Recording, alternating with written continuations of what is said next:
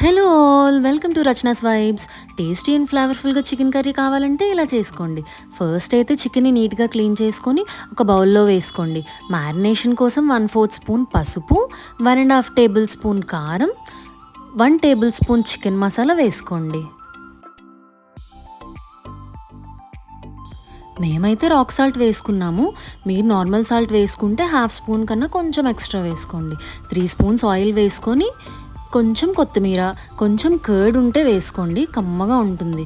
మేము సడన్గా చేయాల్సి వచ్చింది, సో అవైలబుల్ లేక స్కిప్ చేసాం. అన్నీ వేసుకొని మంచిగా కలిపి ఒక 1/2 అవర్ టు 1 అవర్ సైడ్కి పెట్టండి.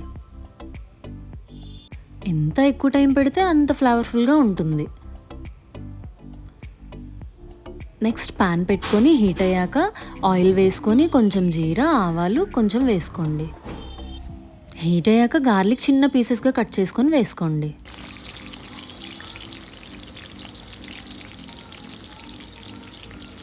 నెక్స్ట్ జింజర్ ప్లస్ కరివేపాకు పేస్ట్ 3 కలిపినా ఓకే, బాగానే ఉంటుంది.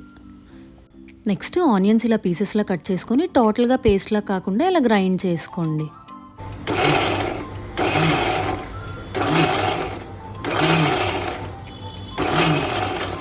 ఆ ఆనియన్ మిక్స్ని ప్యాన్లో వేసుకొని బాగా ఫ్రై చేయండి.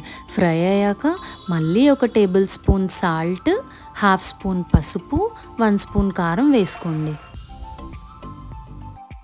మ్యారినేషన్లో ఆల్రెడీ వేసాం కాబట్టి చూసుకొని వేసుకోవాలి. సాల్ట్, కారమే కదా మెయిన్ ఇంగ్రీడియంట్స్ టేస్ట్కి.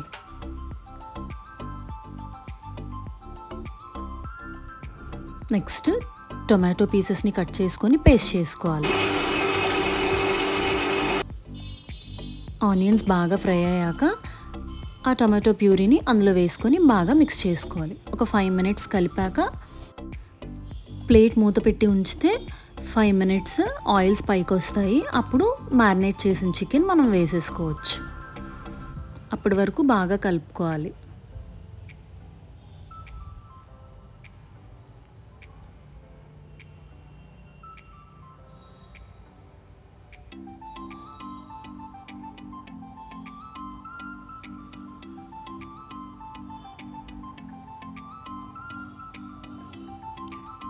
చికెన్ వేసాక బాగా కలిపి ఒక 10 మినిట్స్ ఉడికించుకోవాలి. నెక్స్ట్ కొత్తిమీరతో గార్నిష్ చేసి ఒక 10 మినిట్స్ అలా ఉంచితే యమ్మీ యమ్మీ చికెన్ కర్రీ రెడీ. దీన్ని వేడివేడిగా ఉన్న పూరి ఆర్ ఇడ్లీ, వడ, రైస్ దేంతో సర్వ్ చేసుకున్నా సూపరే. ఆ పూరి చూసారా, లవ్ సింబల్ షేప్ పూరి అంట. రెసిపీ నచ్చితే లైక్, కామెంట్, షేర్ చేసి సబ్స్క్రైబ్ చేసుకోండి. Thank you, love you all. ఇంకా ఇలాంటి రెసిపీస్ కావాలంటే కామెంట్ చేయండి.